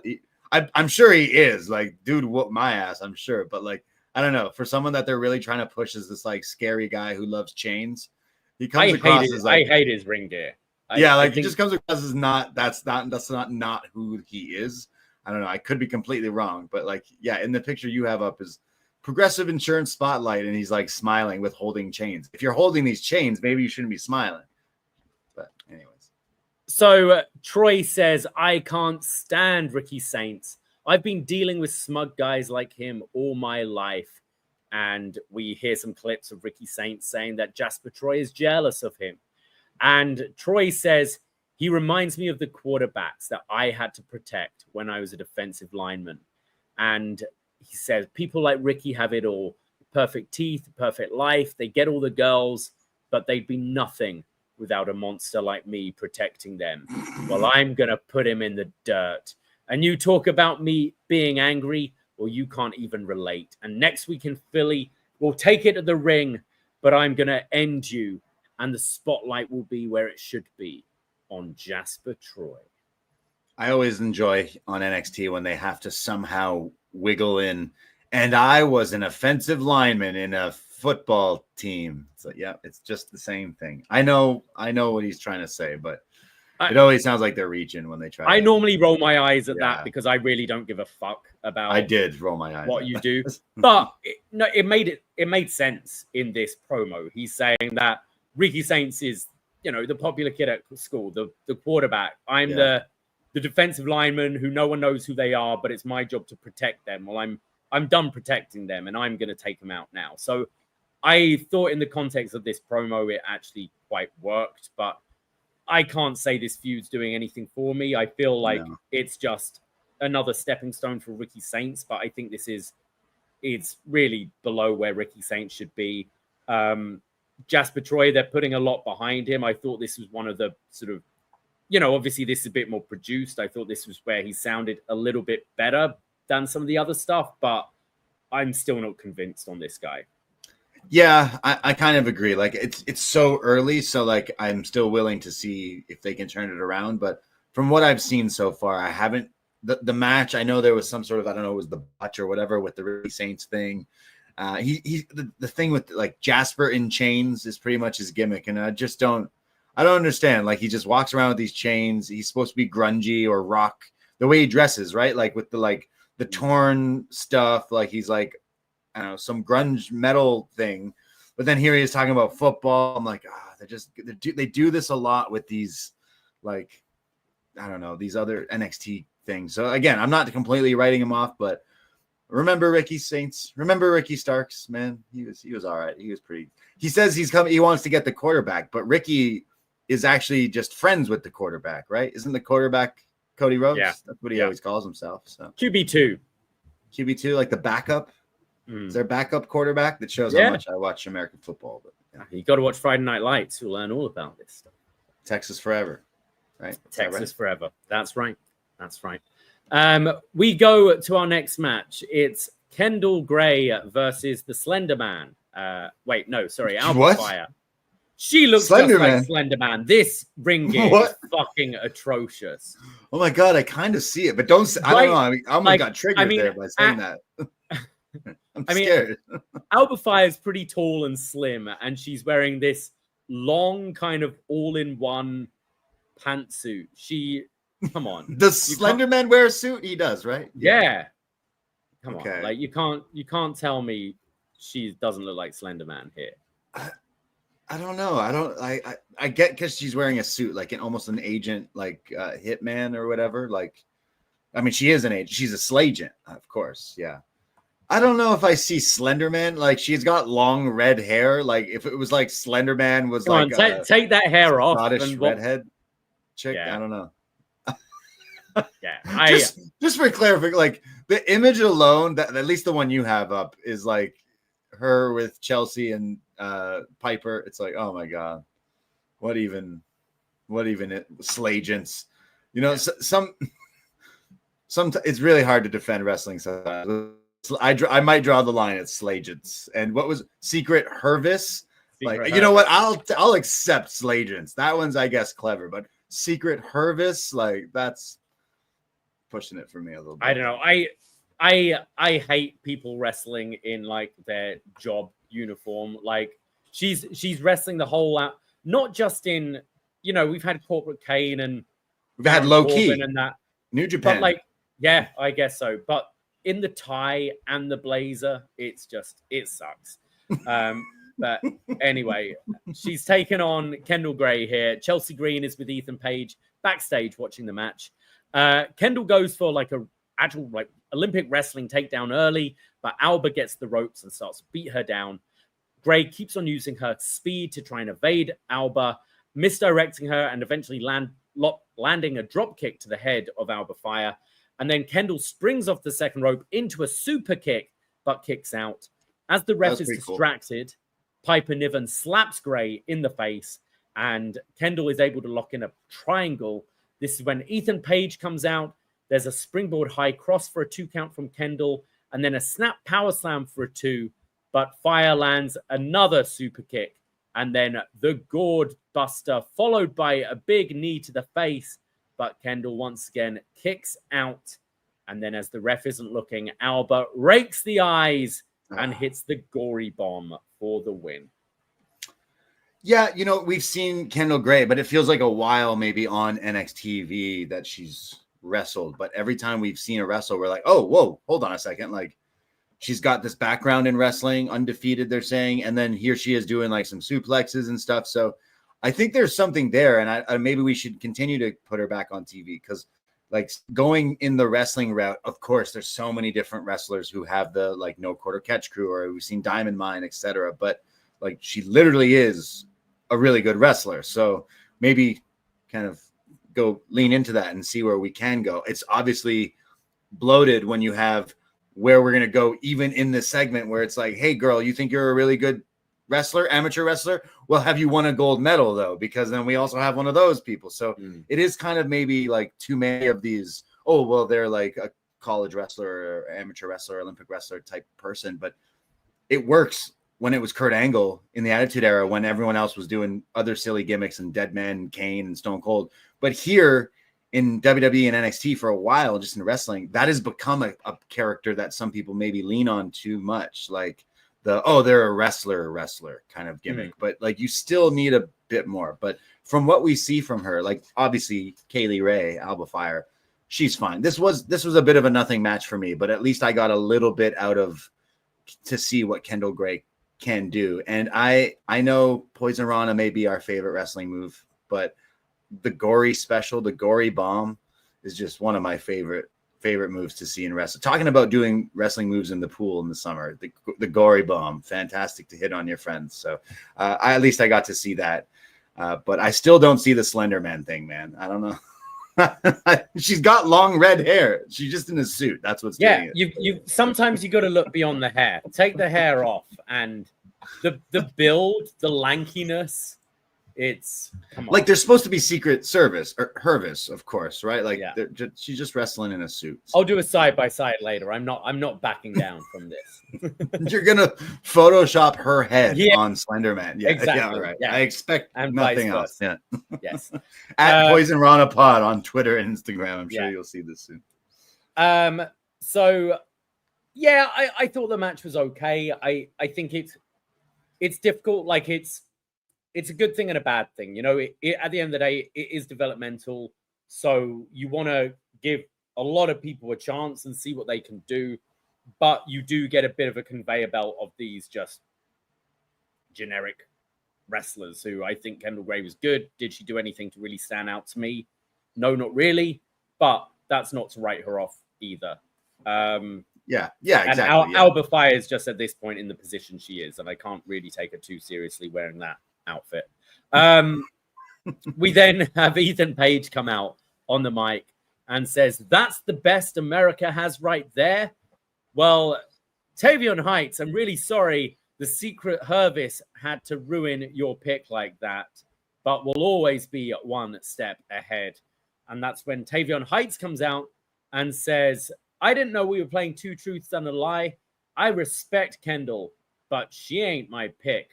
I picked a woman who did something no woman has done in WWE history, and that's win an Olympic gold medal. And that's where Tyra May Steele comes out, tries to German suplex Ethan Page, but Page escapes. And then she suplexes Piper Niven, suplexes Alba Fire, and then Tavion throws Page back into the ring, and she hits him with a German suplex. That was cool that she was going after Ethan Page. Like seeing her throw him around is kind of funny. But yeah, I kind of a little swerve with Tavion being like, "Oh, that's great," but I didn't pick her. That was just you guys picking her. So I guess they're going to try with this Kelly Armstrong, right? Like we've seen her briefly. She's the Evolve. Tyra May Steele here. Oh wait, sorry. Who this is? Then wait, who the hell am I thinking of? Someone else in NXT? The Evolve. Kelly Armstrong was there earlier when they were like assessing everyone and who's going to be, but they didn't go with. Oh, okay, gotcha. So this is Tyra May Steele, who's the Olympic. She wasn't the one in the back. She won LFG, I believe. Yeah. Okay. Sorry. Yeah. Absolutely. Yeah. Like having the gold medal is a cool thing. We again going back to the Kurt Angle, like that's that's great. Let's maybe use that and push that to maybe like Miss America sort of thing. But kind of like, again, a little they use the wrestling trope a bit too much. But maybe where are we going? Chelsea Green versus I know the German suplex is like the move they give all the like quote unquote like Olympic wrestlers. Yeah, exactly. But I didn't think they looked great here. Like, oh, okay, she's doing one to Piper Niven, who's big, and one to Ethan Page, who's obviously big. But the one to Alba Fire, like you really want to see them get thrown, don't you? When you have these like Olympic takedowns. Wasn't there another wrestler like Kendall Gray that looks just like her, that they pretended like they're sisters or something? Am I crazy? Kendall Gray and who was the other one? I'm not crazy. There was someone Bright, Carly Bright. Carly Bright. Yeah, see, like there's so many of these like wrestler characters. I mean, I guess it's better. I'm complaining earlier that this guy's playing football and I don't care. So at least these people were actually wrestling, but there's a lot of these characters. I'm pretty proud of myself there that I got that one. I can't believe you did that. Yeah. We got to work harder. We don't have our executive producer, John Cena, anymore. Like That's right. Yeah. We've actually got to learn these fuckers' names. Godspeed. We go on and we see Fatal Influence leaving the arena and they're looking pissed. And JC is criticizing Jasmine for booking the match in the first place and not helping. And then this is where Ava announces that she will be defending the TNA Knockouts Championship at Heatwave against Masha Slamovich and Ash by Elegance. And this is where Iceman. Just as I said, knowing everyone's names, this little bloke, who is he? Iceman. Shout out, Destiny Wrestling, right? Right. Nice suit, nice jacket here. He used to work there or run it or something like that, right? Canadian. So he says the Knockouts Championship is about to be elegant, and this annoys Fatal Influence, and they say they want him banned. And next week, it's going to be Fatal Influence against the Elegance brand. And then the little man, the Iceman, thanks, Ava. The little man. I thought he was pretty good, actually. He's been quite funny. Yeah, like I know I've seen clips of him in TNA, and I've actually thought he's been pretty good. I mean, the jacket and the outfit alone is very, very nice. But we love the Ice here. Support local, and it's really cool to kind of see him on NXT TV. But support local, meaning even the other characters of this Elegance, right? Like the other wrestlers we haven't seen on NXT TV. So these are some other characters going to be brought into NXT next week that we haven't seen. And I know some of them are like young and up and coming. So it's kind of cool for them, I'm sure. Well, I mean, you must be excited about the return of Dana Brooke to the ring, right? Of course. You know, I recently found my Dana Brooke shirt. So next Tuesday, live, after NXT goes off the air, I will be wearing my Flex Appeal, Dana Brooke, Flex Appeal by Ash by Elegance. Yeah. Yes. Book it. We see Chelsea Green with Ethan Page and the Secret Service, and they go, we did so much research and we didn't even think of the Olympic gold medalist. And they say they have a big problem with Mr. and Mrs. Olympics, but Chelsea has an idea. How about next week in Philadelphia, a peace treaty between Canada and America? And Page says he'll talk to his contact in the Canadian embassy for a peace treaty in Philly next week. So this is announced. I actually really like the pairing of Ethan Page and Chelsea Green. I think it's great. I just find it so weird with these two Scottish lasses just behind them as well. I don't get it. To be honest, like, I don't understand it. I really think she's great. Now there's two Canadians, this peace treaty thing. It's very tongue in cheek, especially what's going on with tariffs in Canada and USA and everything. So it does kind of tickle me a bit. I do want to see where this goes next week, and him being like, yeah, I'll contact someone at the embassy. But is Piper Niven only still here so that Chelsea can do Piper? No, because that's what she did in this thing, the White Lotus callback there. So I feel like I'm missing something whenever these two people are dressed up like these agents, and then the Canadian ladies there. I think it worked when she was the U.S. champion, doing the whole, like, you know, thing. But now I'm just kind of like, what? Why? The thing is, it's not the Un-Americans, is it? It's very much a Canadian team. And just earlier in the night, you saw Chelsea with Carmen Petrovic for like a second, and you're like, yeah, do that. Like, just have Chelsea have a little Canadian team when she comes to NXT.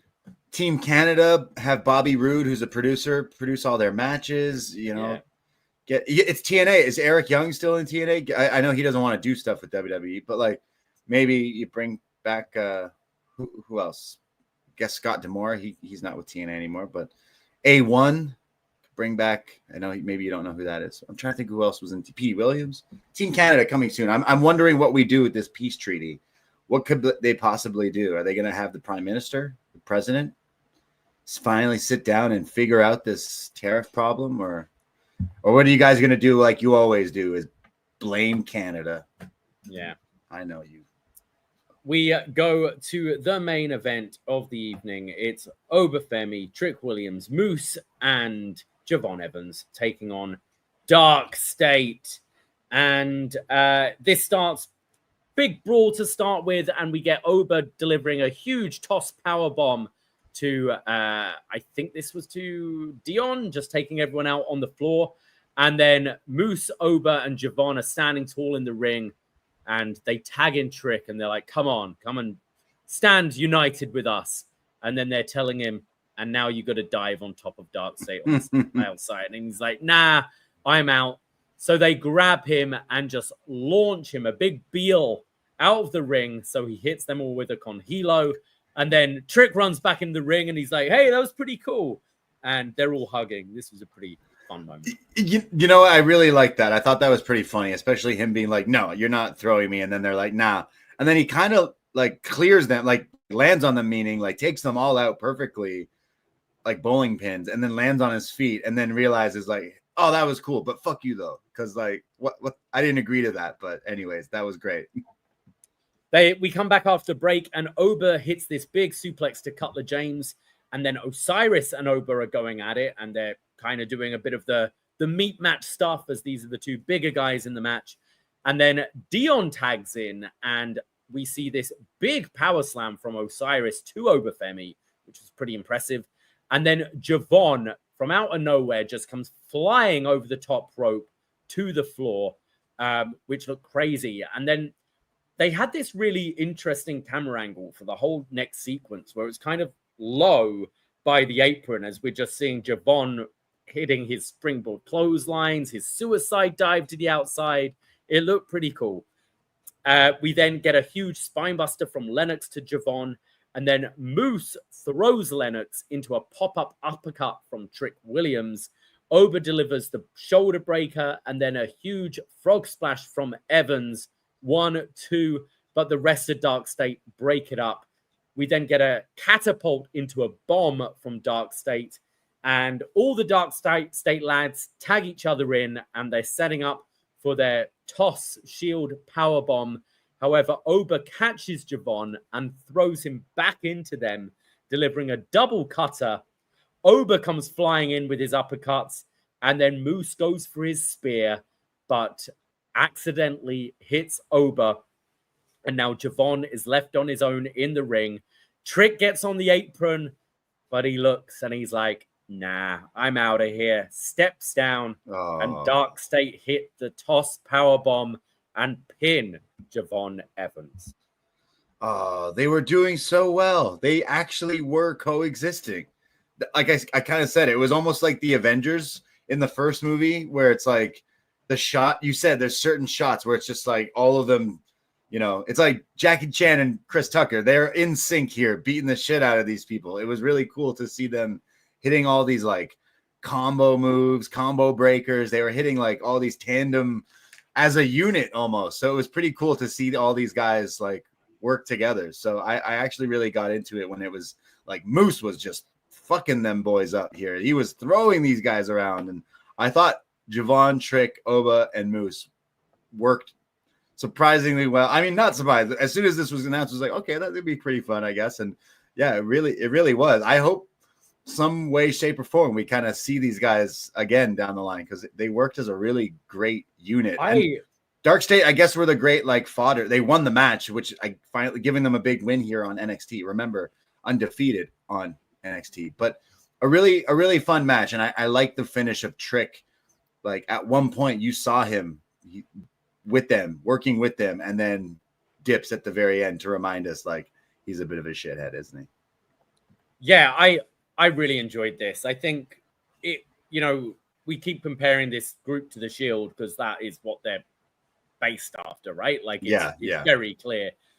But what got the Shield over was those matches, and it was just throwing some random like top guys together to try and face them, and the Shield coming out on top. And it had that same sort of energy, just the chaotic nature, just bodies flying around. I liked that this makeshift team were doing some like double team moves, tossing Javon, like the toss powerbomb into the catch, throwing him back was like passing Javon between these groups was great. But there was something about these four together. I know Trick dipped at the end, but I really want to see them together again because individually you've kind of got Moose, who's like the old wise man of the group almost, and then Oba, who is the guy, and then Trick is maybe the wild card, the middle brother who's the wild card and his chip on his shoulder, and then you got Javon, who's like the young kid, the youngest of the group. And I think they all have a real different personality which complements each other. And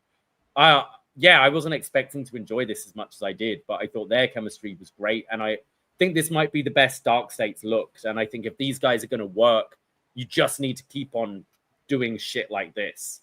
So doing these big multi-man, like, DarkState 8-man match, that should be fun. Yeah, exactly. That's like, again, following in the playbook of the Shield. That's exactly what kind of helped get them over initially for maybe people who weren't even aware of who they are, which obviously not a lot of people know who these guys are here in NXT quite yet, especially if maybe you don't watch all the time. But if they keep doing these kinds of fun, chaotic multi-man matches, that could be good. And I mean, they have a match for Heatwave because right after the bell, at least Hank and Tank waited for the match to be over. They ended up listening to Ava, not in disguise or anything, though. But so they run out. Hank and Tank run out after the match, dressed as Hank and Tank. I don't understand. They've been playing dress up all night backstage. Sometimes you got to be yourself, man. That's it. And they just run out for the attack. There's a big brawl. Security are running in. They're taking out security as NXT goes off the air. Highlight of the show was the main event with the Avengers team up versus DarkState. I thought that was good. I do think DarkState will take the titles from Hank and Tank. They'll do some sort of freebird rule. Something, right? I think that would give them some heat going past Heatwave, pardon the pun. But like Hank and Tank have been fun too. But when they do a bit more of the comedy stuff, it kind of makes me get over it a little bit. Like, okay, well, can we get something a bit more serious? I mean, the last tag run was Fraxium, and like that was a great run. But Hank and Tank have had good matches, so hopefully we can have a good match with whichever two we get from DarkState at Heatwave. But that match is official: Hank and Tank versus two members of DarkState. But yeah, that main event here tonight was easily my highlight of NXT tonight. Some good wrestling from that group. Yeah, I really enjoyed the main. I actually really enjoyed the women's tag as well. I thought that was fun. Pretty great. We're getting some matches. Like Heatwave has really taken its form now. We see what we're getting now on that show. A lot of the matches being announced, and predictions for next week. I guess. I mean, look at next week's episode. Actually, like, hey, maybe if you're an NXT skipper or a casual NXT viewer, they are away next week. They're back in Philadelphia. And I imagine the main event is Trick Williams versus Javon Evans. Winner faces Oba Femi at Heatwave. Again, they've already announced 2 triple threats. Will we get a triple threat again? The rematch of Stand and Deliver. Will we get this match again? Or will it just be Trick versus Oba finally? Potentially, maybe. Like, we've had the triple threat before. So I don't know with that one. I don't think it's the right time to put the belt on Javon. It doesn't feel big enough. And I really think Javon needs to take it from a heel, whether that's a heel turn from Oba Femi down the line but we're not there yet. So I could see Shenanigans making a 3-way. It's just really weird to go to that 3-way again. So I'm leaning towards. You could do. I mean, you had Moose Spear. Moose interferes, I guess, and make it a 4-way. A lot of multi-person matches on that show already, but yeah, I would like that. I prefer. I think Moose would add a great wrinkle to that match. Like we've been saying for a long time, we've never gotten the Trick Oba one-on-one. It's like I don't know if they were saving it or why they were scared to do it, or if they clearly have some plans down the line for going towards something with either Javon getting a big crowning moment or someone else taking the TNA title or taking it back to TNA or something. Like they must have some plans. You would hope so, but I kind of do want to see the triple threat again. Or like I said, add Moose to make it a 4-way, which could be even crazier, especially after some of the action in this match. I think that could be one hell of a match if they were to add that to Heatwave. But that is next week, the one-on-one number 1 contendership. We'll see if there's shenanigans. We got Blake Monroe face-to-face with Jordan Grace ahead of their match at Heatwave. Next week also is Jasper Troy versus Ricky Saints. So this is not added to Heatwave. This is just next week on TV.